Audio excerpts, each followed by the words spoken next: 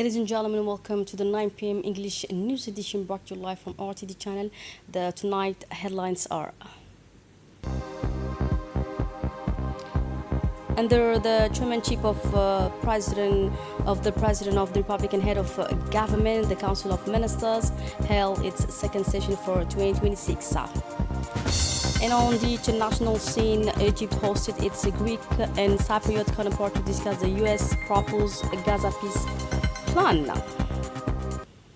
Those were the top stories, and welcome back in our newsroom. Under the chairmanship of the President of the Republic and head of government, the Council of Ministers held its second session for 2026 today, January 20. And during the meeting, ministers discussed several draft laws on the agenda of this second session. We now listen to the spokesperson of the government, Abdul Qadir Hussein Omar. Bismillahirrahmanirrahim. Sous la présidence de son Excellence M. Ismaël Omar Guelleh, président de la République, chef du gouvernement, a eu Ministry of Energy in charge of natural resources. First question: draft law approving the financial statements of the electricity of Djibouti (EDD) for the 2023 fiscal year. The financial statements of EDD for the 2023 financial year were closed with revenues amounting to 35,870,311,490 and expenses totaling 32,876,926,392, resulting in a net surplus of 2,940,000,000. Total revenues recorded an increase of 2.9 billion, rising from 32.8 billion in 2022 to 35.8 billion in 2023. This growth is driven by an 8% increase in turnover, consisting of energy sales as well as works and services, which reached 31.6 billion compared to 29.1 billion in 2022, reflecting strong demand from resident consumers. Operating expenses also increased by 729.7 million, rising from 30.5 billion in 2022 to 31.2 billion in 2023, representing a 2% increase. Electric power generation increased by 6.8% to reach 712/594 MWh, of which 538,000 were supplied through interconnection, 92,000 powered by diesel generators, and 81,000 generated from wind energy. The workforce reached 1,000 employees in 2023 compared to 1,092 in 2022. In 2023, ADD carried out investments amounting to 33.9 billion Djiboutian francs, covering the acquisition of software, construction works, technical installations, equipment and tools, furniture and office equipment, IT equipment, as well as vehicles. These financial statements reflect sustained growth in EDD's activities and a strengthening of its capacity to modernize its infrastructure and ensure continuity of services of our fellow citizens. Ministry of Labor in charge of Formalization and Social Protection. Second question: draft decree on the conditions of recruitment for civil servants. This draft decree on the conditions of the recruitment and promotion of the state civil servants is part of the reform and modernization of public administration undertaken by the Republic of Djibouti. This initiative aims to adapt the administrative apparatus to contemporary requirements of good governance, performance of public action, and quality of service delivered to users. To this end, the draft decree responds to the need to provide the civil service with a clear, coherent, and harmonized regulatory framework, making it possible to move beyond heterogeneous or insufficiently regulated practices in recruitment and career management. The text specifies the modalities for access to the civil service selection criteria and organization of competitive examinations, and regulates the conditions for advancement and promotion, ensuring professional progression based on competence, experience, and performance. The adoption of this text forms part of strengthening the effectiveness of administrative action by establishing clear, objective, and transparent rules, while enabling better workforce planning, optimal allocation of skills, and increased professionalization of the state civil services. Ministry of Budget. Third question: draft order granting for consideration a plot of land to Touch Road International Holdings Group. The purpose of this draft order is to allocate to Touch Road Holding Group a plot of land covering an area of 142 hectares located in Arta, northwest of the Arta-Wea crossroads. This plot is intended for the development of a large-scale real estate complex, including commercial spaces, high-end residential units, as well as social housing, as part of a dynamic urban development and economic growth in the concerned sector. This allocation follows the completion of the first phase of the Smart City project developed by the said private promoter on the Venice Road, with an investment of $150 million injected into the national economy. Building on this initial experience, Touch Road Holding Group will carry out a second phase of the same project and is also committing to a new cycle of restructuring investments orientated towards the regions, notably involving the construction of hotels, shopping centers, malls, high-end housing, as well as social housing. This project thus reflects the growing attractiveness of the country in drawing foreign investors. It also demonstrates the increased confidence of economic operators in the national business environment and in the legal and institutional stability of the country, which is conducive to the implementation of high-impact structuring companies. Fourth question, draft order setting the sale price and development cost per transferable square meters of the Nasib subdivision. The purpose of this draft order is to determine the sale price as well as the development cost per transferable square meter of the Nasib subdivision. To this end, the text sets the land price, the cost of earthworks and road infrastructure, the cost of water supply connections, as well as the cost of electricity network. Fifth question, draft order granting a plot of land located in Humbuli Palmare to YNet Nadif Company. The purpose of this draft order is to allocate to YNet Nadif Company a plot of land covering an area of 6,646 square meters located in the Humbuli Palmare. The said plot is intended for the expansion of the company's industrial activities. Communications. The Minister of Foreign Affairs and International Cooperation government spokesperson provided a briefing on his participation in the 5th consultative meeting on strengthening coordination of peace initiatives in Sudan, held on January 14, 2026 in Cairo. This meeting enabled participants to exchange views on developments in the political and security situation in Sudan, to review ongoing mediation efforts, and to strengthen coordination among regional and international stakeholders working toward a peaceful and sustainable resolution of the crisis. The Ministry of Communication in charge of Posts and Telecommunications presented a mission report on the visit of the Djiboutian delegation to Las Anod on January 17, 2026 as part of the solemn inauguration ceremony of Mr. Abdul Qadir Ahmed Aw Ali, elected president of the Northeast region of Somalia. This mission helped reaffirm the historic ties of brotherhood and cooperation between the Republic of Djibouti and the Federal Republic of Somalia. The Minister of Energy in charge of natural resources presented a mission report on its participation in the work of the 16th Assembly of the International Renewable Energy Agency and the 5th edition of the Future Minerals Forum, held respectively from January 10th to 12th, 2026 in Abu Dhabi and from January 13 to 15, 2026 in Riyadh. Other news now. Djibouti's Court of Accounts has officially launched the fourth professional seminar of the Association of French speaking Supreme Audit institutions, focusing on modernizing and developing public financial oversight. The opening ceremony was attended by the Minister of Justice and Detention in charge of Human Rights, Ali Hassan Bahdon, representative from the International Organization of La Francophonie, the EU, and French ambassador to Djibouti, and UNDP officials as well. Delegation from French-speaking member countries also joined, along with the high-ranking national figures, including the Vice President of the National Assembly, local officials, the Executive Secretary of State portfolio, and representatives from public institutions and ministries. Let's not forget that the seminar brings together heads of audit institutions, international experts, and technical and financial partners. It features plenary sessions, round tables, and practical workshops that promote collective intelligence and international cooperation. By hosting this event, the Republic of Djibouti reaffirms its commitment to good governance, public financial transparency, and strengthening citizens' trust in line with the Djibouti 2035 vision.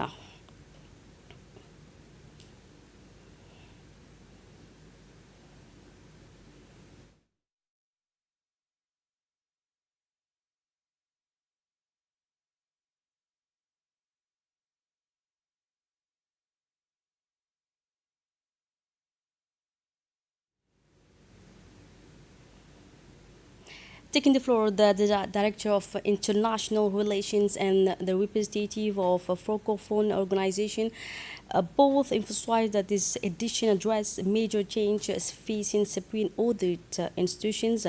They explained that this change include public finance reform focus on the results, the emergence of new actors, digitalization of procedures, and growing demands regarding human rights and public sector efficiency.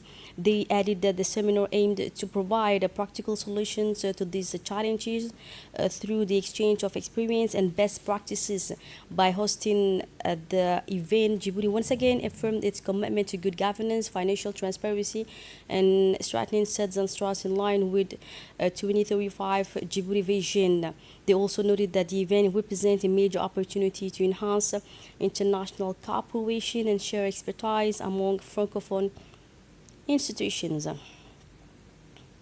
For her side, the president of Djibouti's Court of Accounts, Asmahan Mahmoud Ibrahim, expressed her honor at opening the first professional seminar of the Association of French Speaking Supreme Audit Institutions. She noted that the event provides a valuable opportunity to strengthen skills and share experiences in modernizing public financial oversight.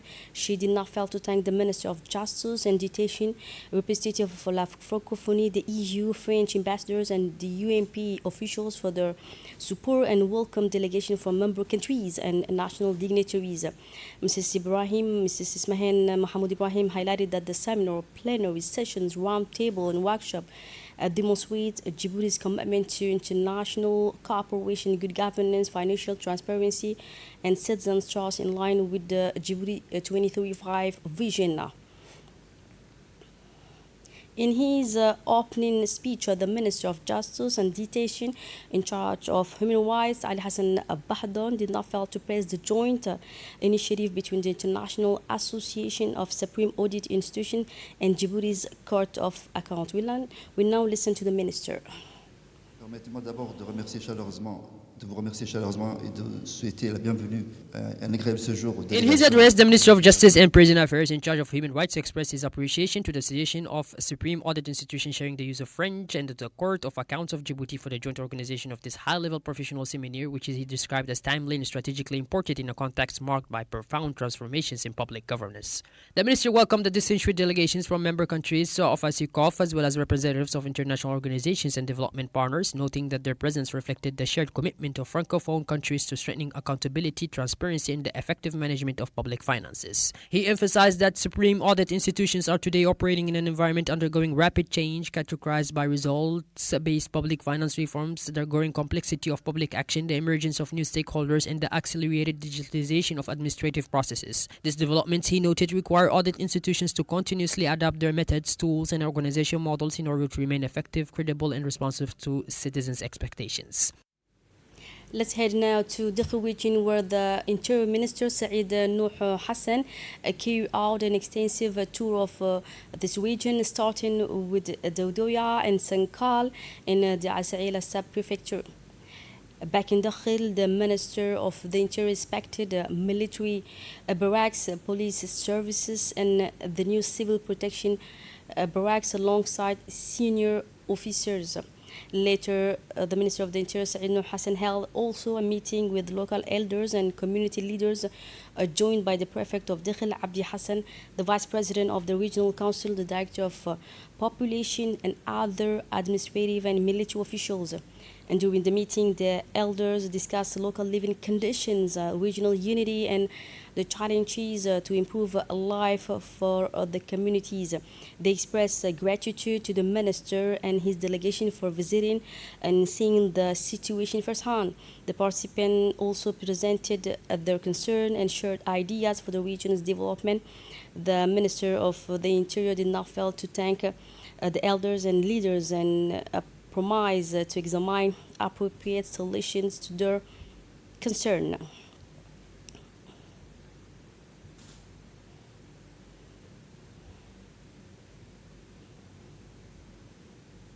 And during the meeting with the community elders in the Unity region, Interior Minister Saeed Nuh Hassan emphasized the importance of his tour across the sub-region. Let's hear it from him. markii aan dakhil soo maraba inaan odayaasha la kulmo The Minister of Interior, Mr. Saeed Nuh Hassan, stated that his visit to the Dakhil region reflects the government's commitment to staying closely connected to citizens and local realities. He emphasized that security, social cohesion, and development are inseparable pillars, noting that stable institutions and responsive administration are essential to improving living conditions across the region. During his inspections of military, police, and civil protection facilities, the minister underscored the importance of strengthening public security services and ensuring that security forces are equipped to serve the population effectively and professionally. He highlighted that the role of this institution is not limited to maintaining order, but also to protecting communities and supporting development efforts. Addressing the meeting with Okaz and community elders, the minister praised their role to preserving unity, dialogue, and social harmony. He acknowledged the concerns raised regarding living conditions and development needs, affirming that these issues would be carefully examined in coordination with relevant authorities. He reiterated that listening directly to citizens and their representatives remains a priority of the government as it allows policies to be grounded in real needs. The minister concluded by reaffirming the state's determination to work with local leaders, administrative authorities, and security services to advance development initiatives and reaffirms national unity in the Dakhil region. The Ministry of Youth and Culture, in partnership with the National Union of Djiboutian Women (UNFD), officially launched the second cohort of the socio-economic integration program for young girls in the Bulhouse municipality during a ceremony held at the UNFD on Sunday, January 18, 2026. The event was attended by the Minister of Youth and Culture, Dr. Hiwa Muminaso, with the UNFD Secretary General Fatuma Musa, the President of Bulhouse Municipality, representative from public institutions and partners, as well as parents and the program's young beneficiaries. The initiative reflects the government's commitment to the socio-economic integration of young girls and the promotion of equal opportunities while strengthening the skills of young girls. The ceremony included a Quran reading, the national anthem, video highlighting achievement from the first phase of the program, official speeches, and the signing of agreement and a group photo. The minister emphasized that the program aligns with the vision of President Ismail Omar Guelleh, who always placed youth at the center of national priorities. She did not fail to stress that socio-economic integration, especially for young girls, is a key driver for inclusive and sustainable development. Taking the floor, the Secretary General of the National Union of Djiboutian Women, Fatuma Musa, emphasized that the ceremony reflects the national authorities' commitment to empowering youth, enabling them to be responsible and active participants in the country's socio-economic development. She also highlighted the crucial role of the UNFD, trainers and institutional partners in the program's success. Mrs. Fatuma Musa further encouraged the young girls to fully seize this opportunity to build an independent and sustainable future. In her speech, the Minister of Youth and Culture, Dr. Hibo Mumina Asowe, did not fail to highlight that this program fully aligns with the enlightened vision of President Ismail Omar Guelleh, who placed youth at the center of national priorities. She stressed that social and economic integration of young people, especially young girls, is a cornerstone of inclusive and sustainable development. The minister also announced the launch of a training and driving license program of 60 young boys in the municipality, demonstrating the ministry's commitment to expanding opportunities for all youth, boys and girls. In conclusion, she did not fail to urge the young beneficiaries to make the most of this opportunity, praising the central role of the United Nations Development Program, local authorities, the trainers, and international partners in the program's success. This initiative, she said, reflects the government's ongoing commitment to the socio-economic integration of young girls. Moving on now to Malaysia, at the Royal Palace in Kuala Lumpur on Tuesday, January 2026. The presentation of a credential ceremony was held for the extraordinary and plenipotentiary ambassador of the Republic of Djibouti to Malaysia, with residence in Tokyo, Japan, Ibrahim Biledo Ali. During the official reception, the ambassador presented his credentials to His Majesty Sultan Ibrahim in accordance with the established diplomatic protocol. This ceremony marks the official start of his diplomatic mission as Djibouti's representative in Malaysia. On this occasion, Ibrahim Biledo Ali conveyed to His Majesty the Sultan the greetings of President Ismail Omar Guelleh of Djibouti, along with his best wishes, expressing the high esteem and respect of the government and people of Djibouti. In turn, His Majesty Sultan Ibrahim did not fail to task the ambassador with sending his friendly greetings and wishes for prosperity and success to the President, the government and people of Djibouti, who are affirming his commitment to strengthen friendship and cooperation between the two countries, Malaysia and Djibouti. And now this press release, the CNN says, confirmed that the management of healthcare coverage for military staff and their dependents assigned by the decree number 16 will continue without interruption. It stated that access to services at the military hospital remain unchanged, and military personnel can also visit CNSS centers for consultation and medication. The CNSS reminded beneficiaries to present a proof of affiliation and confirmed that all healthcare rights are fully maintained. End of announcement. Still with the national news, this morning the National Police Academy Car Maintenance Center hosted the official handed over of an important equipment donation from the German Army. The ceremony was attended by Police Director General Colonel Abdurrahman Ali Kahin, the German ambassador to Djibouti, military attaché Colonel Jens Ludwig, Captain Yang Chris, the German cooperation officer with Djibouti police, and several German and Djiboutian officers. The initiative is part of ongoing cooperation with the German Army, a key partner of the National Police, and aims to strengthen the intervention unit's capabilities by leveraging German expertise. The donated equipment includes operational vehicles and advanced maintenance tools. The event also provided authorities the opportunity to review the modernization of the car mechanics and maintenance center. Since the start of this cooperation, major projects have been launched, including boosting operational resources, rehabilitating the repair workshop, upgrading the maintenance center, supplying equipment for the police hospital, building infrastructure at the police academy and headquarters, and donated equipment to the police band. Let's not forget that the ceremony concluded with an official launch hosted by the National Police, highlighting the strong partnership between the two institutions. In his statement, the Director General of the National Police, Colonel Abdurrahman Ali Kahin, took the floor to express his pleasure and honor in welcoming participants to the Police Car Mechanics and Maintenance Center for the handing over of the donation from the German Army. He noted that the support, which includes operational vehicles and advanced maintenance equipment, reflects the strong cooperation between the National Police and the German Army and demonstrates mutual trust and joint effort to enhance security and stability. The Colonel recalled that this fruitful cooperation has enabled the completion of numerous major projects. He emphasized that this achievement will not have been possible without the recognized expertise and competence of the German Army. On the international scene now, regarding talks on a Gaza peace plan, Egypt hosted its Greek and Cypriot counterpart to discuss the U.S. proposed Gaza peace plan, including the creation of a peace council. Egypt supports the initiative. Israel opposes part of it, and Greece and Cyprus are reviewing participation.